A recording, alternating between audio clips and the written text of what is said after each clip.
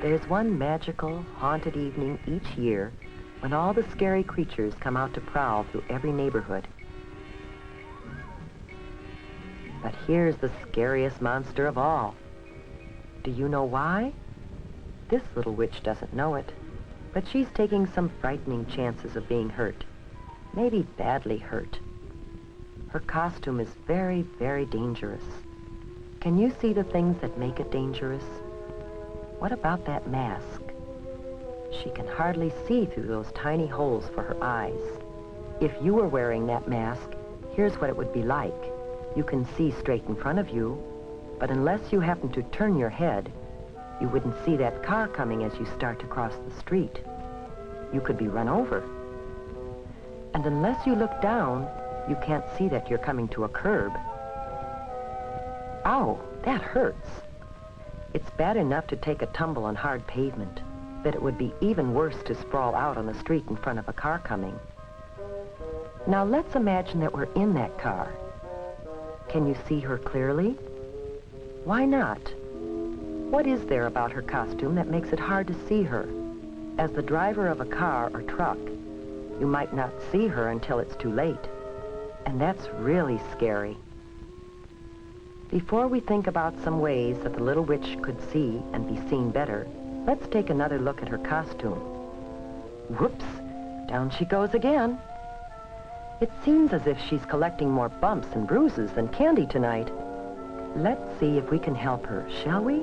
And by helping her, maybe you can learn some things that will help you stay safe at Halloween. First, we need to turn back the clock and start this whole evening over again. One of the problems with this costume is that it's too long. It's too easy to trip over a long, full skirt. So we can shorten the skirt. You should always shorten any skirt, pants, slacks, or cape that is too long or floppy. Now, the broom. That's a clumsy thing to carry, and it's something that you're likely to trip over in the dark.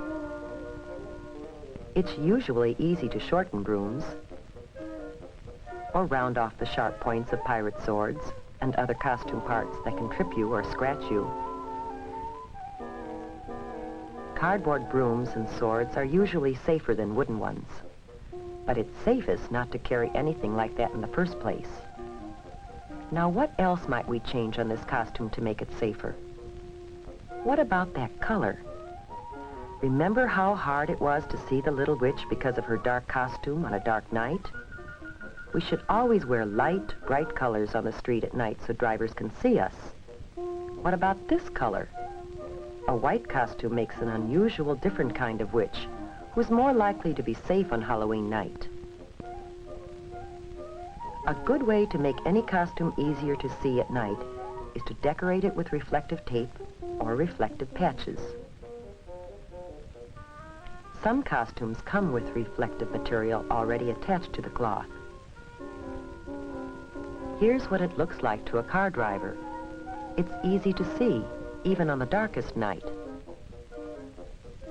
And while you're putting reflective tape on the costume, you should also add some of it to the bag or container you'll use to carry home your candy. Some special Halloween sacks are treated with reflective material when they're made.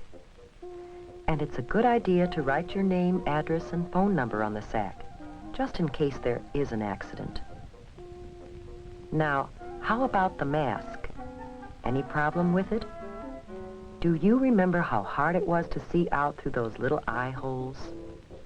To be safe at night, you have to be able to see clearly, as well as be seen.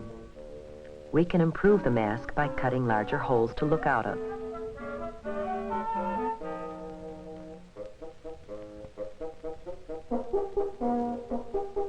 There, that's better, but there is an even safer way. you can simply not wear a mask. Oh, you think you need a mask to disguise yourself? Well, just watch what you can do, with a little help from your parents and some scraps of cloth or old clothes from around home. An eyebrow pencil, different colors of eyeshadow, rouge, lipstick, an old mop or wig, some wax teeth, maybe some clay and food coloring, and a few other odds and ends. You'd be surprised what you can turn yourself into.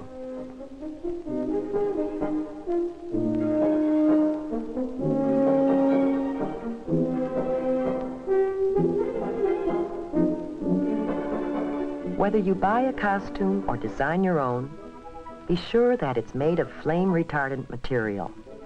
That means material that won't catch on fire easily.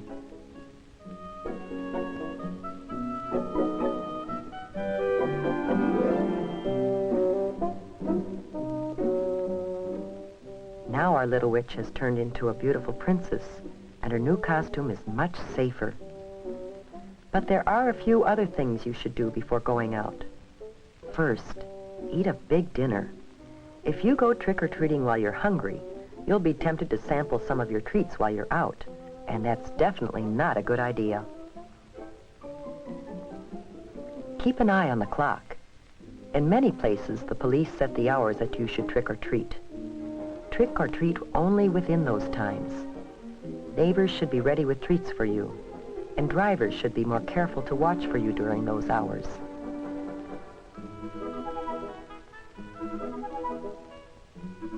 Make sure you carry a flashlight when you go. The light will not only help you see where you're going in the dark, but it will also make it easier for others, including drivers, to see you.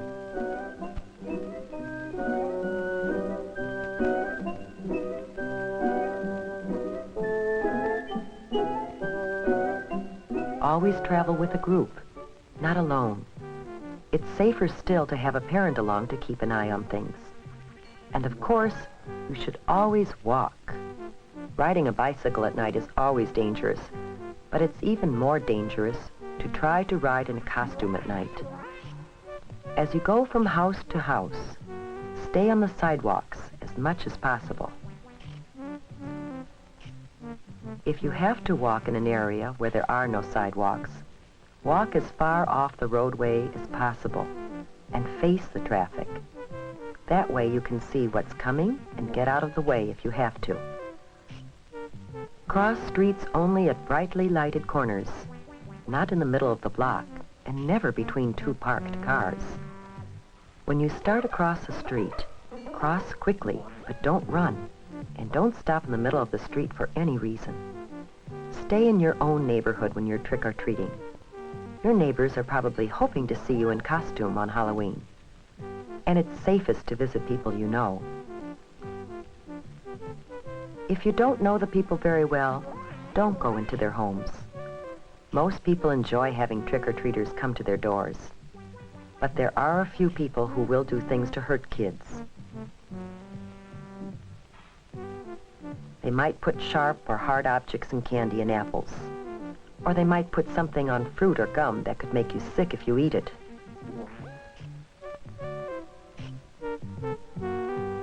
To be completely safe, save your treats until you get home.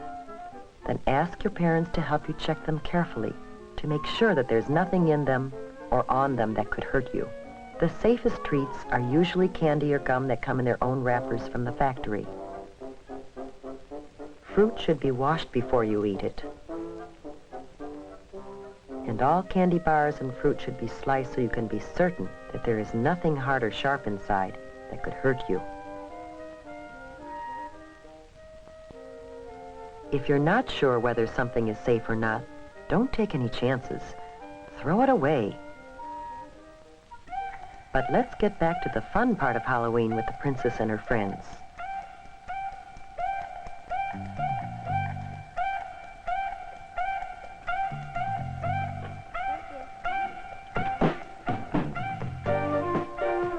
Almost everyone enjoys a good joke or riddle. What's your trick? What you guys eat for breakfast? What? Those toasties. What's a wiener when you take out its inside? What? A Halloweener. Where does Dracula keep his money? Where? In a blood bank. Here, have some candy. However, some practical jokes and pranks aren't so funny. If you should break something, it wouldn't be very funny to the owners or to your parents, who might have to pay for it. So keep your jokes funny and harmless.